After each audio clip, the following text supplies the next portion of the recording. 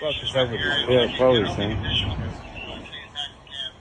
Caroline Levin announced in a press conference today that the homeless within D.C., if there is not adequate homeless shelters for them, will have to choose between involuntary commitment or jail. Now, this started last year with the Supreme Court's ruling in Grants Pass versus Johnson, which allows for people sleeping on the street to be arrested even if there is not adequate housing available to them. And I want to be very clear that we have the resources to house all of our homeless. We have the resources to prevent it. We have the resources to give people free medical care so that mental health does not get to the point of causing joblessness and homelessness. We are choosing not to treat it. Then this year, there was an executive order from the White House about ending crime and disorder in the streets, which calls for the involuntary commitment of homeless people, specifically the mentally ill, essentially reestablishing asylums. This executive order calls on the Attorney General in particular and the Secretary of Housing, Human and Health Services, and Transportation to deal with the homelessness problem. Here's the issue. We're going to have to rebuild mental facilities, mental incarceration facilities, and there's going to be an increased homeless population in jail. It's important to note that the GEO Group, which is the private prison giant in the United States, has gotten $1 billion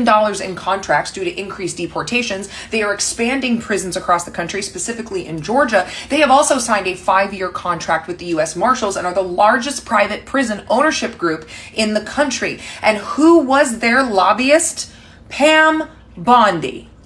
The private prison group that is the former lobbying interest of our current attorney general is making money hand over fist by arresting people who are not criminals. And now we have to face the acknowledgement that now we're going to have involuntary commitment, which disproportionately affects women. Someone can claim a woman is insane. This is how lobotomies happened back in the day. If she did not comply or did not adhere to gender norms, they could send her to an asylum and have her lobotomized, removing essentially her entire functioning personality.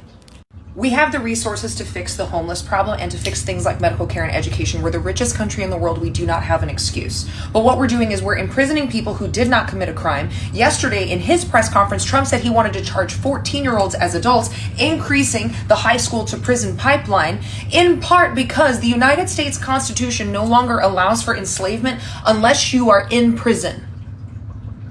It's free labor they get to use while making their buddies, their lobbying interests, a ton of money off of human bodies. Also, pro red flag tip, if you're not sure if someone's a covert conservative, if they say deal with the homeless instead of help the homeless.